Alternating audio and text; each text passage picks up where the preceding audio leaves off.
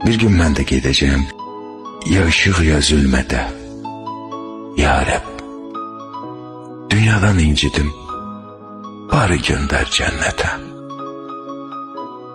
Xəyallarım yarım-yarım, varmı mənim kimi görən, tapanmadım, tayım, yarım. Bəzən ölməkdən qorxuram,